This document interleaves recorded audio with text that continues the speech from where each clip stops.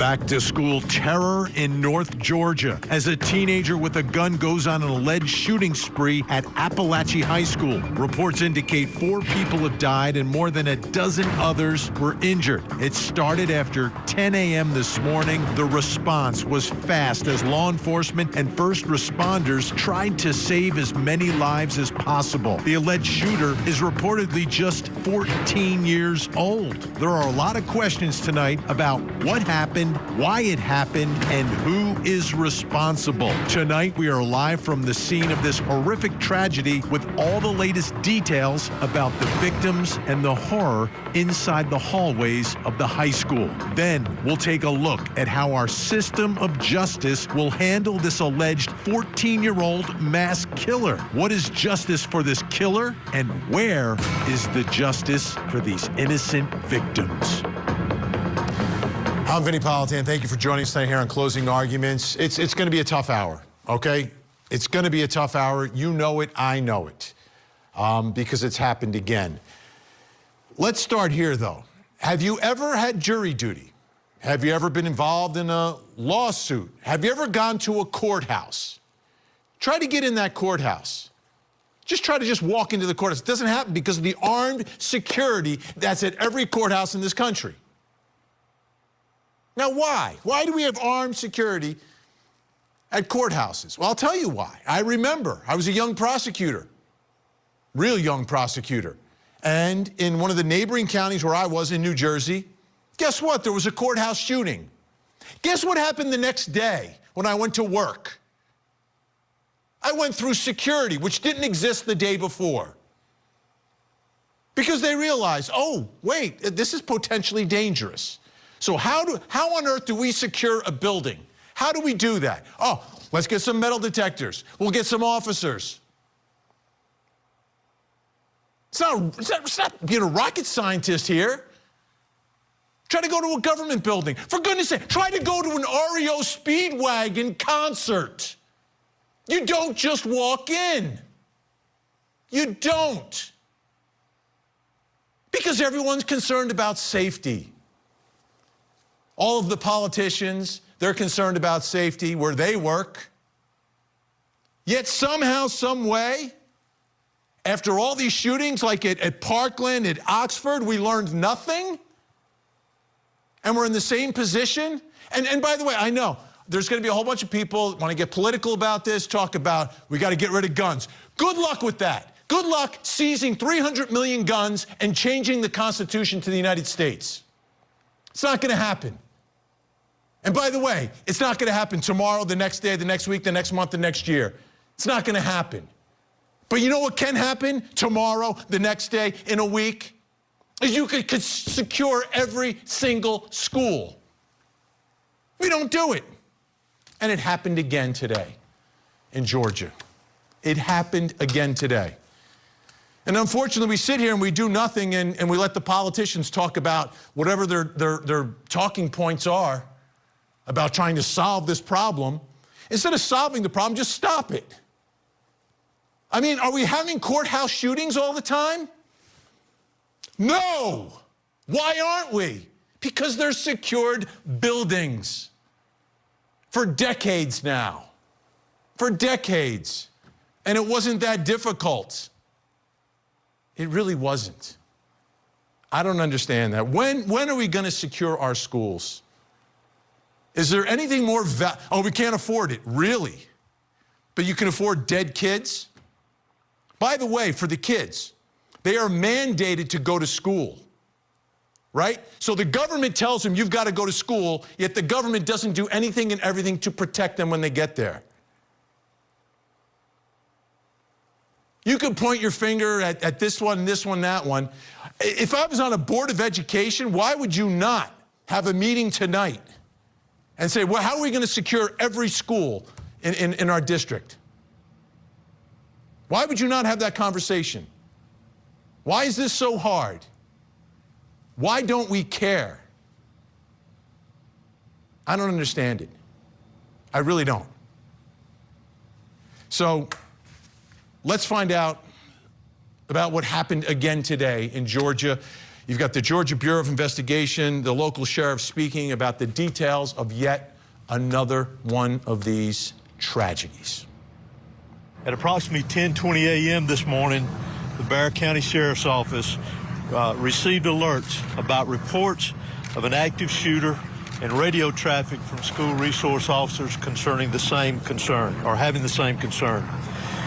Within minutes, law enforcement was on scene, as well as 2 school resource officers assigned here to the school who immediately encountered the subject within just minutes of this report going out. Once they encountered the subject immediately surrendered to these officers, and he was taken into custody. Additionally, what I want you to know as of now, there are 4 individuals who are deceased from this incident, 9 that have been taken to local hospitals with various injuries. Of those that are deceased, 2 are students and 2 are teachers here at the school. The priority right now for us within this investigation is to gather all the facts, to make sure that we're accurate with it, because this is a murder investigation. As the sheriff mentioned earlier this morning, the shooter is in custody. His name is Colt, that's C-O-L-T, Gray. He is a 14-year-old student here at the school, G-R-A-Y. He is a 14-year-old student here at the high school. Again, he has been taken into custody. He will be charged with murder, and he will be tried as an adult and handled as an adult.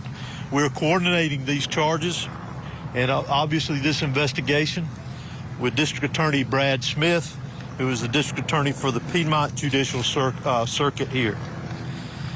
Since earlier this morning we talked with you, and since the incident occurred, numerous interviews have been taking place through our investigation with students, faculty, as well as any other witnesses that we could identify. Law enforcement had a very, very swift response to this incident once the incident was determined that there was a concern here. Currently, from the investigative perspective, we have crime scene agents and other special agents from the GBI, from close to a dozen of our different work units from across the state that have responded here today to work on this investigation, again, collecting evidence, conducting interviews, and so forth. I do want to pass this along, that if anyone has any information that wants to be passed on concerning this investigation, that they can do that anonymously at our tip line at 1-800-597-TIPS or 1-800-597-8477. They can also report this on by downloading the See Something, Send Something app. They can be done by Android or Apple phones, either one. If they need to report any tips concerning this investigation. Let me close out before I turn this over to the sheriff and just remind you that this is still a very active investigation. There is still a lot that is very fluid. There's still a lot of interviews to be conducted that will continue on into the night, as well as crime scene work and collecting and gathering evidence. But what is more important for me to mention here to you is my heartfelt sympathy to the parents, the students that were here today. Regardless of where they were in the school, this has got a great impact on them as well as on this community. My thoughts and prayers, along with everybody standing behind me and every law enforcement agency in this state, and many, I will tell you, around this country. I never imagined that I would be speaking to the media in my career over something that happened today, the pure evil that happened today. I cannot thank the people behind me for the support they give me today, to give this office and give this staff. This hits home for me. I was born and raised here. I went to school in this school system. My kids go to this school system. I'm proud of this school system. My heart hurts for these kids. My heart hurts for our community. But I want to make it very clear that hate will not prevail in this county, I want that to be very clear and known. Love will prevail over what happened today. I assure you of that. It is very early as to what happened. Governor Kemp reached out to me and has provided me every single resource that he has to make sure justice prevails. I don't know why it happened. I may not ever know. We may not ever know. But I ask that you and our community lift up our schools, lift up our public safety, and that, again, we do not let this hateful event prevail as to what happened today. The impact, I mean, is forever, obviously, for the families and for all the students. They're going to carry that with them the rest of their lives. It's a difficult day up there, so let's bring in our special guest joining us live from the scene in Windsor, Georgia. Scripps News anchor Carolyn Bruck is with us. Carolyn, great to see you. Thanks so much. What's it like right now up there? What's the vibe, the feeling that you're getting tonight? You know, Vinny, you said it. It's difficult. It's beyond that, though, for the students who experienced this, who were inside of the school when they heard those gunshots ring out. Here at the school right now, and I've been here for quite some time, for hours today, and this is still a very active crime scene. There's crime scene tape. School is cornered off, and there is a big police presence still here, and for good reason. They said that they are going to be combing through this school, looking for evidence, gathering evidence. They're going to be interviewing witnesses, and the one thing that they do have, this 14-year-old student, this suspect, the shooter, they have this shooter in custody, and they said that he's cooperating and that they're able to talk to him. So, you know, when something like this happens, we often want to know why, right? It's just part of human nature. We want to know why. Why would something like this happen? Why would someone do something like this? And perhaps because they have this student in custody, they might be able to get some answers. You know, that's not certain, but at least that's a little bit of what we have right now. Vinny? How about response from families or students or any of the folks who've been impacted by all of this? What are they saying tonight? You know, it's interesting because the students I spoke with, and I spoke with them not too long after this happened, they are still in shock, understandably. They are in absolute disbelief. One student I spoke with, he said that he knows that things like this happen. He knows that school shootings happen. And in fact, they just did a drill last week to see what they would do if something like this happens. But he said as soon as he saw it come across their smart board, the thing that they have in the classrooms here, that they were on a hard lockdown, he said he didn't know it was real. He couldn't believe that it was real. Take a listen to what he had to say. And I was just doing my work like I was supposed to.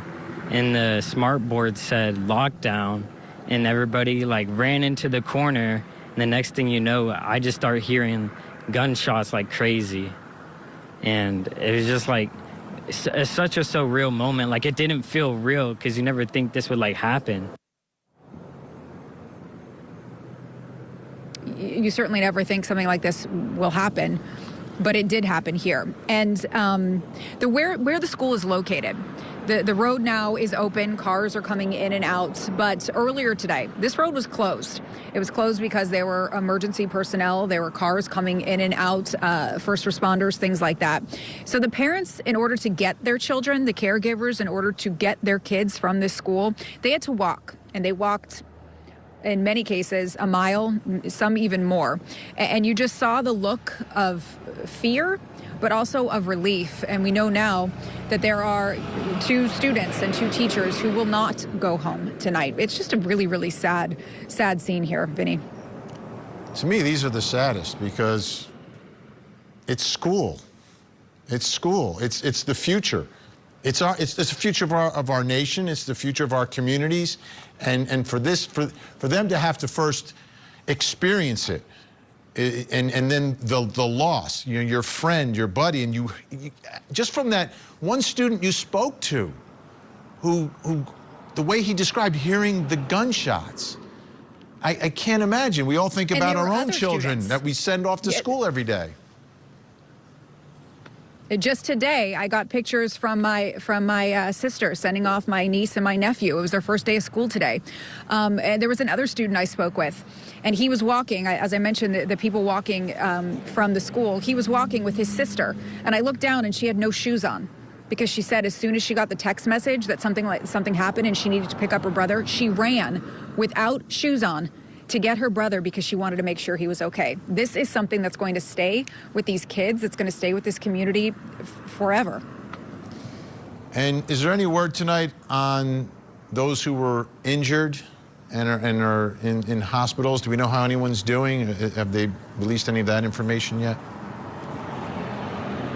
We don't have detailed information about that. We do know 8 students and 1 teacher were transported to Atlanta area hospitals, which is not far from here. This is about 50 minutes from Atlanta. We know that some of those victims are gunshot wound victims and others are being treated for things like anxiety and panic attacks.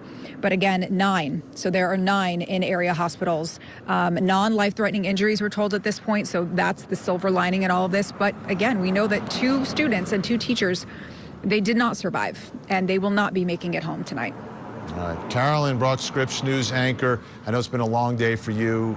Really appreciate it. And thank you for bringing this story to us. And hopefully everyone understands. I think we all understand the impact that all this has had, and you made it much more vivid tonight. Thank you, Carolyn. All right, let's bring in our think tank. Joining us live in studio tonight, criminal defense attorney, entertainment attorney, former assistant DA in Atlanta, Daryl Cohen. Also joining us tonight, criminal defense attorney Rachel Kaufman, and criminal defense attorney, the man behind the glasses, Josh Schiffer. Thank you all. This is a tough one. This is in our backyards here. I'm trying to understand, like, why our schools are not secured. Can anyone give me a reasonable explanation for that? No, and it's spelled N-O. But I'm more interested, not why it happened, we'll find that out, but how it happened and how we stop this from ever happening again. Do we institute the corridor and there has to be metal detectors? Yes. What do we need? Yes. Not just in the school, but the corridor. You guys go to courthouses every day. Can you just walk into, and you're attorneys, you've got your attorney IDs. You don't just walk into a courthouse. How much freedom and authoritarianism are we going to give up for a fetish of firearms in America? What are you talking about? We have more loose guns wandering around the universe. The solution isn't locking down our kids behind walls, scaring It's not locking kids behind walls. It's, do your kids go on airplanes? Do your kids go to concerts? Do your kids go to games? Try to go to a game at the stadium. You go through a metal detector. Yeah, and for 48 years, we didn't have to do that in my life because we didn't have such a proliferation of easily accessible We used to be able to firearms. walk on an airplane, too, We until should be able 9/11. to go to the mall without getting shot by wackadoodles. By the way, you go to the mall, you go through security in Atlanta. Look at how much the fetish for firearms has ruined daily society. And I love my guns. Common sense reform. Make people responsible for the guns they own. I think we should have deputies in every classroom. No. Oh, insanity. I'll tell you something. As a criminal defense attorney. No. I don't want a deputy doesn't mean in the classroom. Just keep the gun from getting into the school. I know. I want private security for every classroom. I want everybody protected. I really don't trust that the schools are set up in a way that you can prevent people from entering the school who want to enter.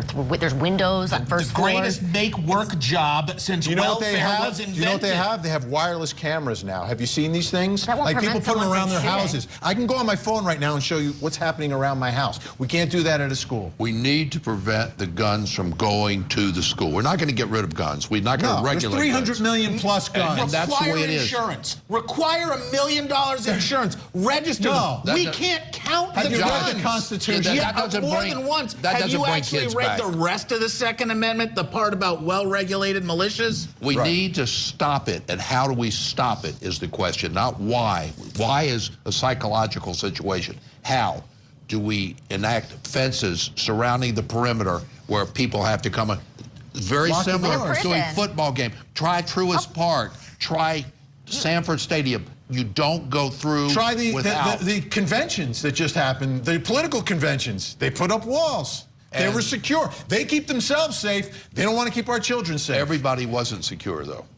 No, but it's sad that we're at this place in, you know, the world where school is not like it used to be, and so you have to do what you need to do to stop it. That's what, Security is an illusion, because guess what? I was there when the last courthouse shooting. I've lived through one that shot my friends, and there were plenty of sheriffs there. Fulton County, 15, 17 years ago. Exactly. There have been 17 years ago. When was the last school shooting? How many? Today. How many hundreds of millions of wasted dollars protecting people from an existential fear of a wackadoodle with a firearm, rather than take some common sense on children's lives? Common sense reform. We should do everything we can. Everything, and that means money. Who cares about it? To protect the kids, and not only the kids, but the parents and the teachers. Those are the people. I don't understand why the teachers union isn't jumping up and down as well for We security. aren't teachers, or we're trying to arm them in Georgia. No, you don't have to arm the teachers. You can if you want, but you don't have to. You just keep the guns from getting into the. Guns solve the problem, Vinny. You're pro-gun. You keep the guns out of the school. Oh, it's how's very that easy. work with drugs and alcohol in this country, Vinny? It works quite well most of the time. It's called a metal detector. And the illusion. It's called a metal detector. You're trading freedom for a false illusion of security. I want that false illusion. It's a good I need trade. the false illusion. It's a good trade. to When send I my sent kids my to school. kids to high school, when I sent my I need to kids feel to better. college, I wanted to feel comfortable. And It's a safe, even if it's an make-believe illusion. Band-Aid. I'll take that. But the illusion, if you have an illusion, people will listen and watch Did you know the illusion. there's a group from Parkland that came up with a plan that secures schools, and nobody's doing anything about it? Well, I don't think that's the case. I think they're doing something about it. Unfortunately, it happened here in our backyard. school. But unfortunately, it takes something like this, once again, to make people more aware and do something. I want to jump on that for a second. It takes something like this. But we had this. Many times. We had this. We had this. I mean, I'm doing this all the time because we end up covering the trials on Court TV. So how many more do we need before someone's going to do something? Because I hear promises from Why doesn't the outside of local politicians. school board do? Why does the school board not feel the necessity to protect the children who were forced to go to school? Up to local voters, and I want to see them pay the bills for private security. Well, these are the victims of I can't Oxford. You believe saw this. the victims of Parkland. It's, I don't know. Okay, we've got a lot more to get to, though. The think tank's staying with us because the teenager, the 14-year-old who's been arrested, is now going to be in our system of justice. How will our system handle him? Plus, coming up next hour.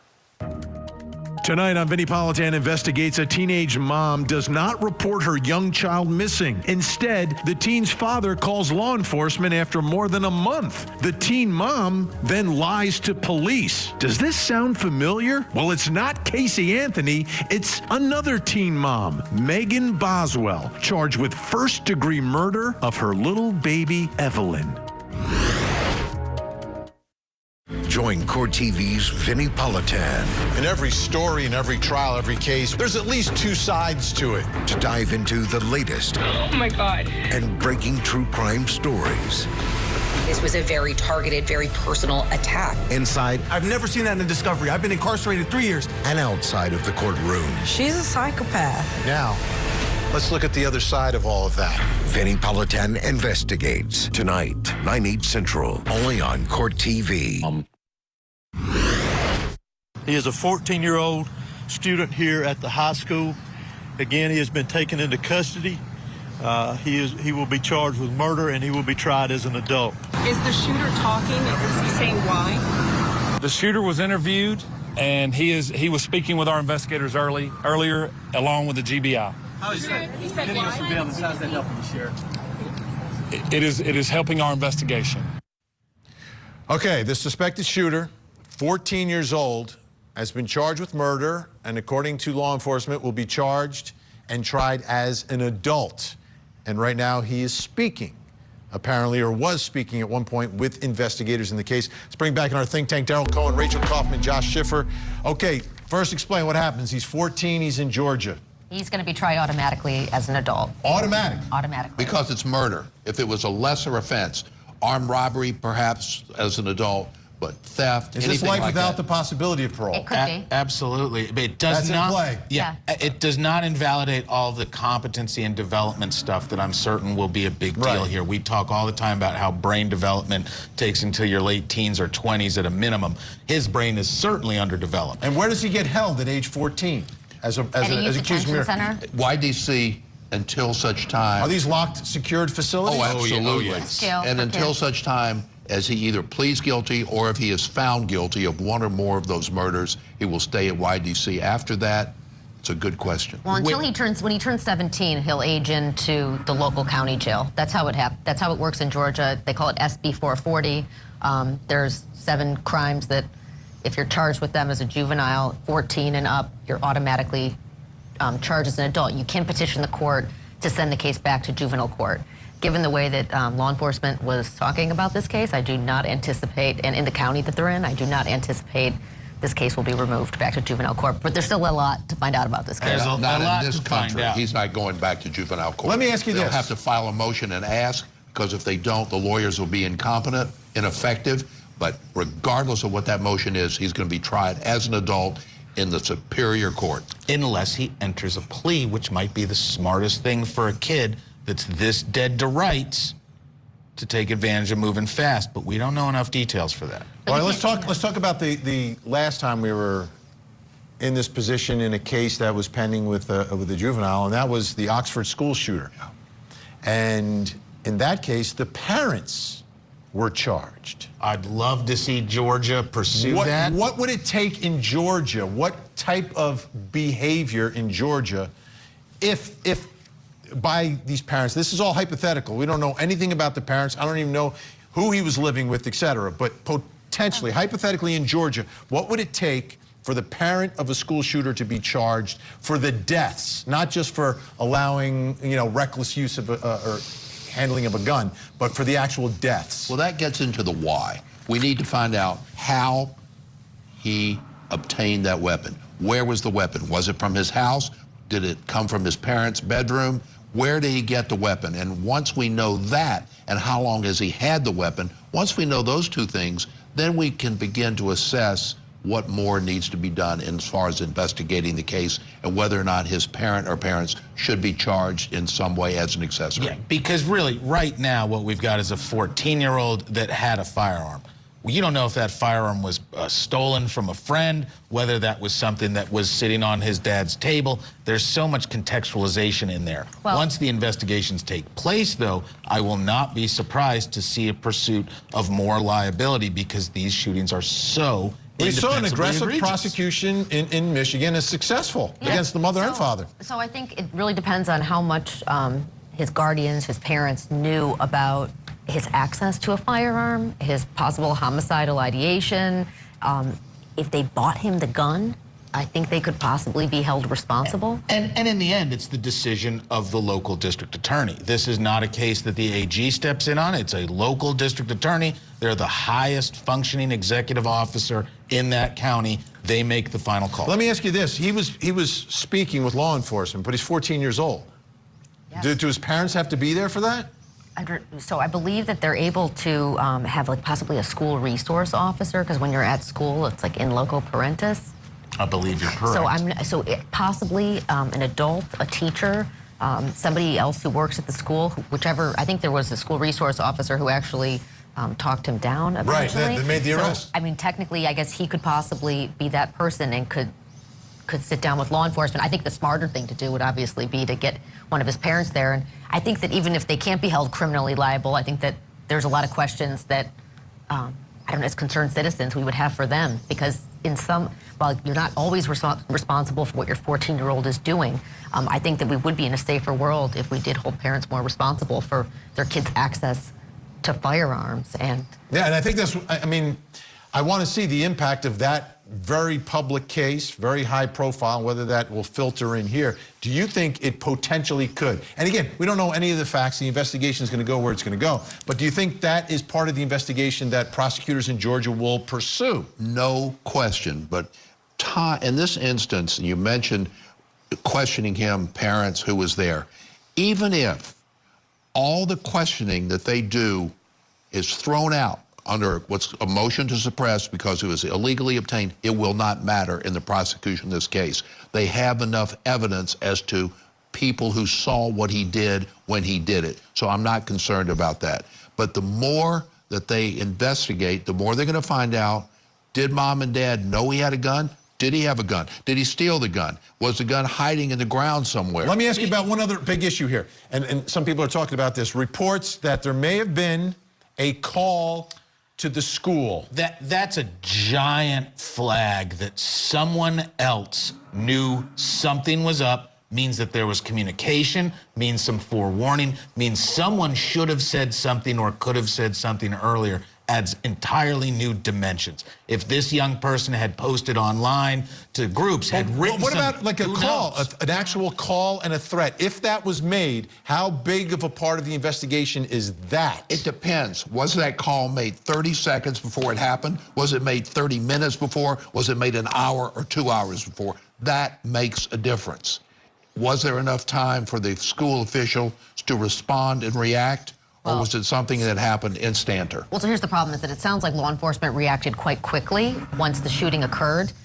When you get a threat, like you're saying, it's just not worth the possibility of something like this happening. When they get a call like that to the school, I want officers showing up like that then. But you can't cripple schools, courts, and everybody else with shutting down everything because of crank calls. It's better than doing speed detection on the side of the road. Yes, you do, Josh. With all due respect, yes, you do. You shut it down, and if it turns out it's a crank, you reopen. But at the chances of something bad happening because of that crank call, you have to shut it down. I'm not going to be hold society hostage by cranks calling people every time they've got a test coming up. I'm so grateful they do that at the jail and at the courthouse. When there's a bomb threat, no. When there's a bomb threat, we saw it in the Murdoch trial. Yeah. They cleared everything out. Happened in Fulton. Again, we don't do it for schools. Yeah. Think tank staying with us.